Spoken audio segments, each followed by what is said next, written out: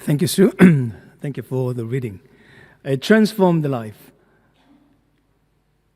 Well-known Dutch theologian, his name Klaas Schilder, he said, gospel is like a guy. Gospel like this burglar thief who sneaks into the department store and changes all price tags. So he changes all the price tags. Next morning, people come in and discover that expensive things are now very cheap, and cheap things are very expensive. You may find the very expensive diamond ring has $1 price tag, and you may find this very cheap toy has perhaps $2,000 price tag. That image beautifully reflects the themes in the Gospel of Luke, which emphasizes great reversal, that exaltation of the humble and the humble of exalted. That is a theme throughout the Luke today and last few weeks. And today, as we reflect on Luke 18 to 19, we encounter three key moments of another great reversal in Jesus' journey that illuminate what salvation truly means. What is salvation? First story was Jesus foretells his suffering and resurrection, revealing the foundation of spiritual salvation. Second narrative, blind beggar. He received his sight, demonstrating the power of faith and the significance of physical restoration. Of course, last narrative, Zacchaeus, a tax collector, social outcast. Zacchaeus encounters Jesus and he experiences psychological and social redemption. So together these three stories illustrate holistic nature of salvation. Holistic nature. Spiritual, physical, psychological, and social. Salvation is not just about afterlife. Salvation is about restoration in every aspect of human life. So first narrative, the prophecy of cross of resurrection in starting from 31 to 34. And Bible says it is a third time. This is third time in Luke's gospel that Jesus predicts, or rather promises, his death and resurrection. Well, while each prediction, first, second, and third, they have its own context, while reading them together offering a fuller understanding of rejection of the Son of David. In the first rejection in the Luke's gospel, Jesus reveals that he will suffer and will die at the hands of religious leaders, the elders, chief priests, and scribes. And this reading follows Peter's declaration that Jesus is the Messiah, with Jesus explaining that Messiah will be rejected. So that was the first prediction. In second prediction in the Luke's gospel, this is rather shorter, briefer, stating that he will be betrayed into human hands, expanding rejection to all people. So now religious leaders, now all the people. Today's reading, third rejection, Jesus details his suffering at the hands of the Gentiles. He will be mocked, flogged, and killed. Unlike the Mark and Matthew's gospel, Luke places Gentile involvement at the forefront.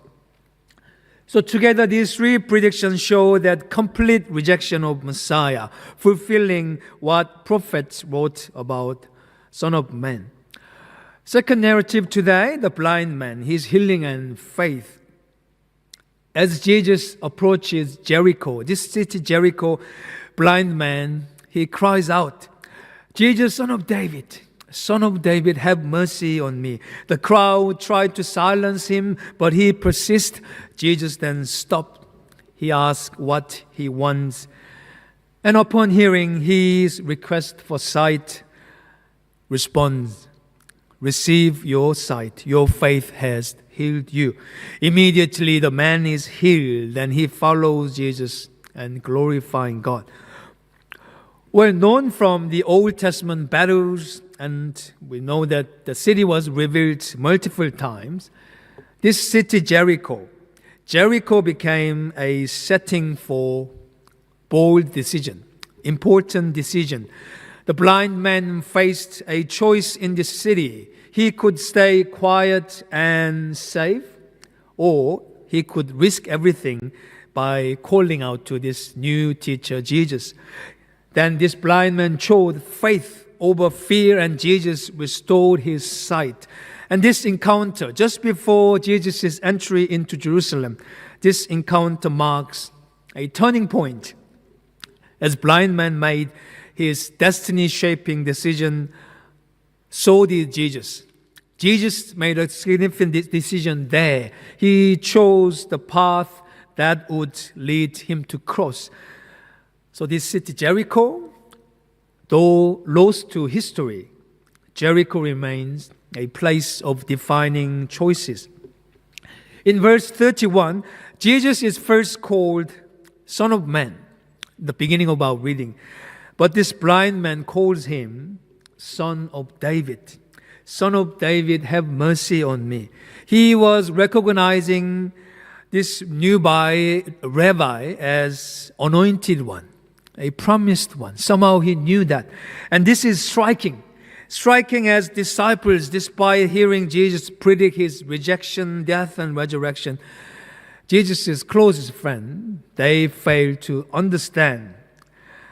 And this blind man, ironically, sees more clearly than those with sight. While the disciples represent spiritually blind, this blind man, he becomes a model of true faith. He receives physical sight because of spiritual insight. His example challenges us move beyond worldly understanding, and he is challenging us to see Jesus for who he is, the Messiah, the one who brings healing and salvation. And this passage highlights two key aspects of salvation. Physical healing and restored faith. Physical healing, Jesus is concerned with our whole being. His concern is our holistic being. While spiritual salvation is central, Jesus also cares about our bodies and our well-being. Healing is a sign of kingdom of God breaking into our broken world. While not all physical illness is immediately healed, this story reminds us that Jesus is the ultimate healer. Second point of salvation, restoration of faith and community. This blind man is not just physically healed, he is also restored to his faith, restored to his community. Before he was outcast, not the mainstream, and he was sitting at the roadside. He was begging. Now he is following Jesus, participating in worship and glorifying God. This story is teaching us that salvation is not just about fixing one problem. Salvation is about being brought back into the full relationship with God and full relationship with one another. It is about seeing not only with our eyes, but seeing with our heart. So how often do we fail to see Jesus at work, doing something in our lives? How often do we let the noise of the world overpower his voice? This season, Lent is a time to regain our spiritual sight, to cry out to Jesus with bold faith, and to trust in his mercy. Now our final narrative, Zacchaeus. For him, Zacchaeus, it had already a busy day. It was a busy day for him. How did he know Jesus was coming through town? How did he know that? Perhaps the fellow tax collector tipped him off, and his neighbors who despised him, they likely would not have told. They would not tell that. Well, tradition says Zacchaeus was short, but this Greek word for being short might also mean a young, as in his age. Perhaps he's short on integrity, short on reputation or righteousness. It can mean a couple of things. But whatever the case, crowd did not want him near Jesus.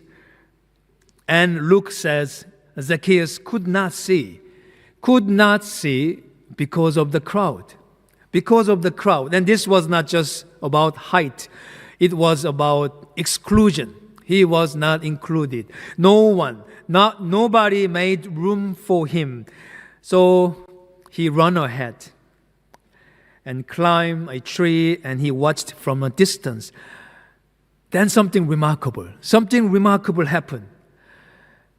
Jesus stopped.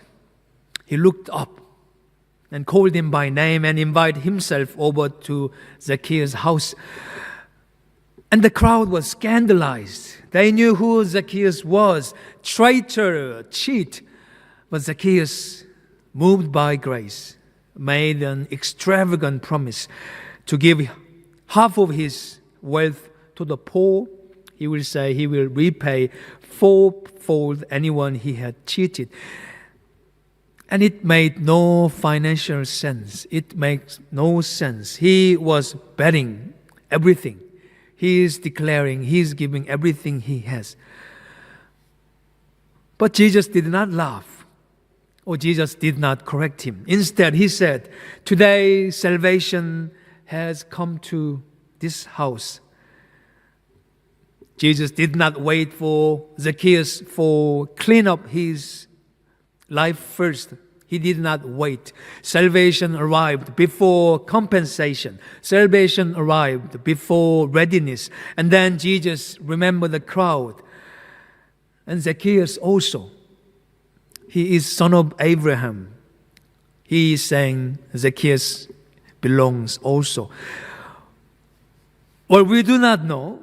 We do not know what happened during the meal, their dinner. We do not know what was served.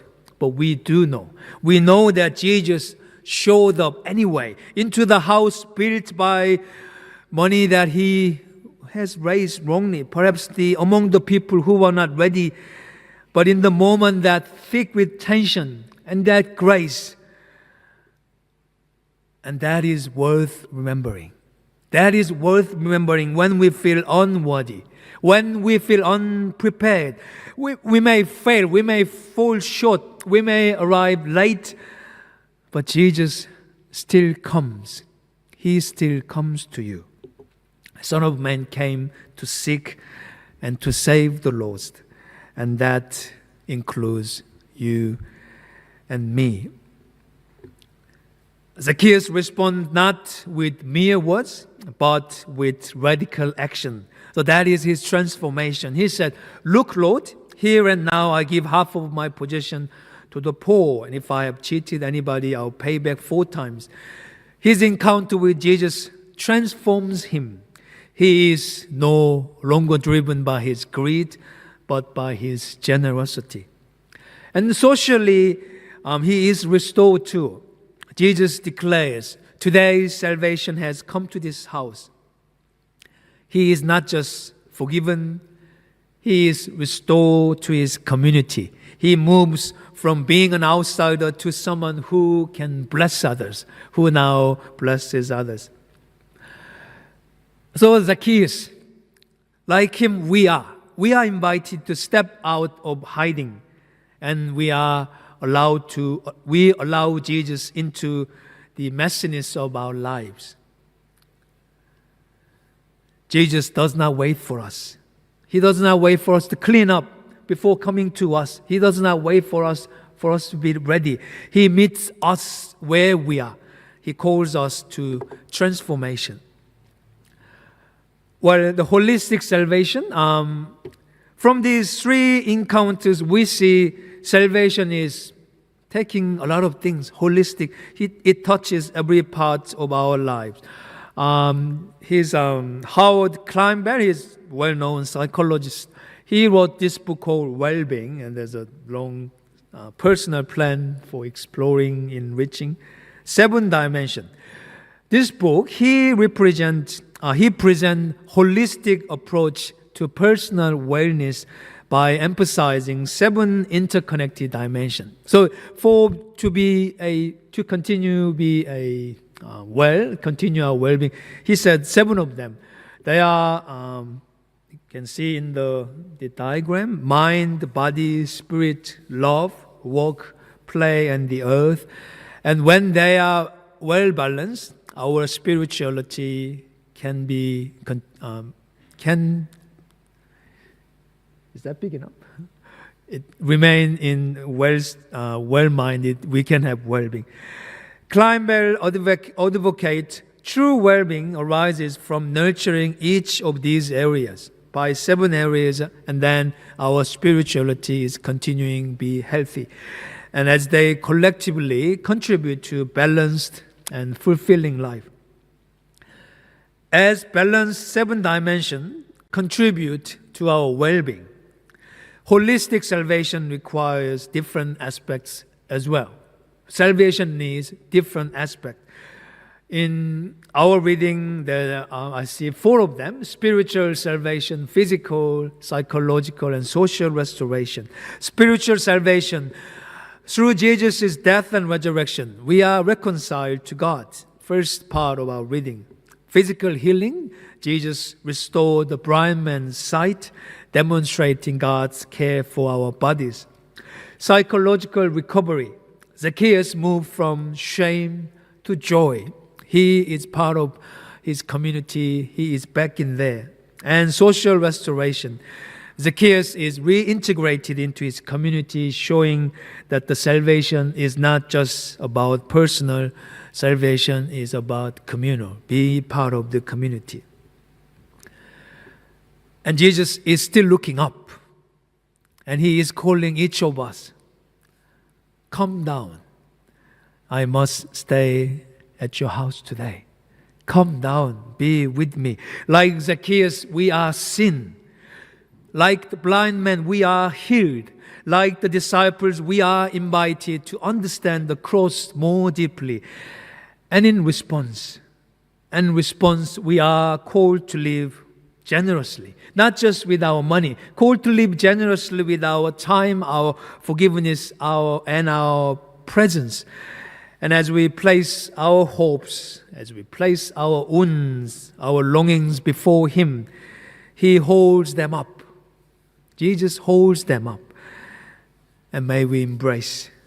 So may we are able to embrace fullness of salvation. May we live as people who are truly seen, people who are truly healed and set free.